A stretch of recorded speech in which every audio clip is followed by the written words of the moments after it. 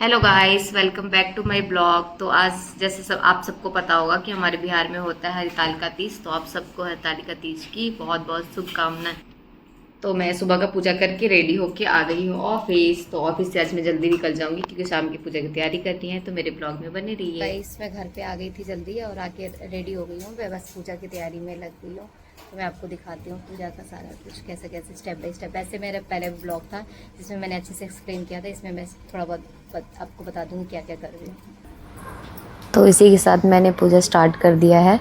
पूजा में मैंने शिव और पार्वती जी की स्थापना कर ली है और शिवलिंग भी रखा हुआ है, तो मैंने शिवलिंग की भी स्थापना कर दी है। उसके बाद मैंने कलश रखा है। और कलश के नीचे मैंने अष्टकमल बनाया हुआ है, जो बोलते हैं शुभ होता है, और उसके ऊपर मैंने कलश की स्थापना की है। और कलश के अंदर मैंने जल और गंगा जल डाल रखा है। गंगा जल के साथ साथ उसमें पान कसेली भी है। और उसके बाद मैं ये बांध रही हूँ कलेवा, जो कि वस्त्र के रूप में चढ़ाया जाता है। पूजा के साथ साथ यहाँ पे मैंने अपने लिए भी रख दिया सिंदूर बिंदी, और जो कि बोलते हैं अच्छा होता है माता का चढ़ावा। और लेफ्ट राइट साइड में मैंने रखा हुआ है जो पंडिताइन को दान करते हैं। ज़रूरी नहीं है कि पंडिताइन को ही करते हैं, अगर पंडिताइन नहीं है आपके आसपास तो आप जो उसके योग्य उसको भी दे सकते हैं। तो उसमें मतलब श्रृंगार होता है, चूड़ी बिंदी जो भी आपसे जितना दे सकते हो उतना दान करना चाहिए। तो फिर मैंने यहाँ पे लगाया सिंदूर माता रानी और माता जी को, और वही सिंदूर फिर मैंने अपने मांग पे भी लगाया। अब मैं कुमकुम लगाऊंगी शंकर जी को, शंकर जी गणेश जी उनका जो परिवार है उनको। तो शिवलिंग को भी लगा दिया मैंने। अब लगा रही हूँ शंकर जी को, गणेश जी को और कार्तिक जी को भी।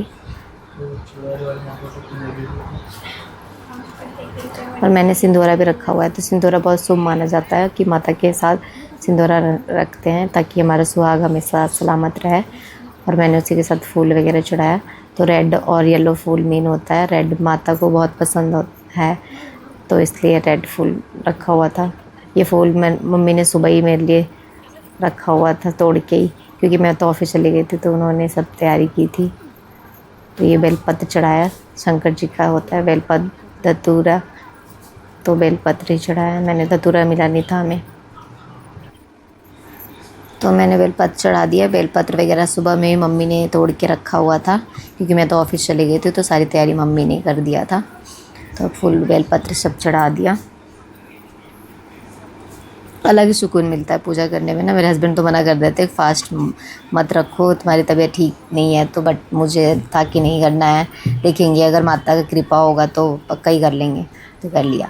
तो यहाँ पे फ्रूट वगैरह चढ़ाया है। तो हमारे यहाँ पांच फ्रूट चढ़ाते हैं। कोई भी फेस्टिवल हो ना, कोई भी पूजा करते हैं हम, तो 5 फल आता है। तो मैंने 5 फल ख़रीदा था तो वो चढ़ाया है। और खीरा भी चढ़ाते हैं तो मैंने खीरा भी चढ़ाया था। तो ज़रूरी नहीं है कि 5 फल चढ़ाते हैं, आपको जो भी आप फल चढ़ा सकते हो वो चढ़ा दो, जो आपके पास अवेलेबल है। जितना कर सकते हो उतना करो। माता रानी की कृपा सब पे हमेशा ही बनी रहती है। तो इस बार गुजिया मैं बना नहीं पाई थी क्योंकि टाइम नहीं था, तो हमने गुजिया बाहर से ऑर्डर किया था।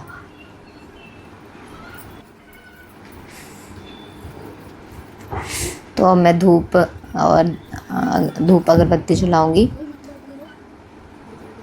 तो अगरबत्ती नहीं जलाया, हाँ अगरबत्ती नहीं जलाते हमारे यहाँ, मम्मी कहती हैं कि धूप ही जलाते हैं, तो धूप जला दिया है मैंने, धूप और दिया।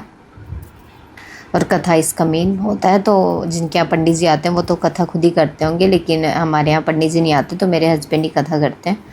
तो अच्छा होता है, कथा में ही पता चलता है कि क्यों क्यों फेस्टिवल मतलब किया जाता है, ये क्या महत्व है इस फेस्टिवल का और कैसे करना चाहिए, सब कुछ कथा में लिखा होता है। तो उससे बहुत कुछ सीखने को मिलता है हमें। मेरा तो सेकंड टाइम ही है तो मुझे इतना पता नहीं था। मैंने जो भी यूट्यूब से या मम्मी वगैरह से जो पूछ के किया है उतना ही पता है मुझे। लेकिन जैसे सब करेंगे, एक्सपीरियंस होगा तो अच्छे से होगा। तो जो भी गलती है वो माता रानी सब माफ़ करेंगी। तो आरती जला दी है मैंने। तो दिया जला लिया है मैंने और अब आरती करती हूँ। आरती लास्ट में होता है, मतलब वैसे मैंने सिर्फ ऐसे आरती उतारा था। कथा सुनने के बाद लास्ट में प्रॉपर आरती होगी। तो यहाँ पे मेन मंदिर में भी मैं धूप जला के वैसे पूजा कर रही हूँ।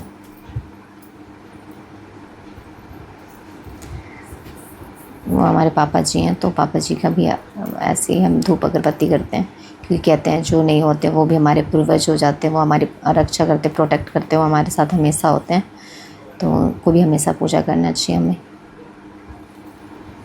तो ये हो गई हमारी मेन मंदिर में पूजा।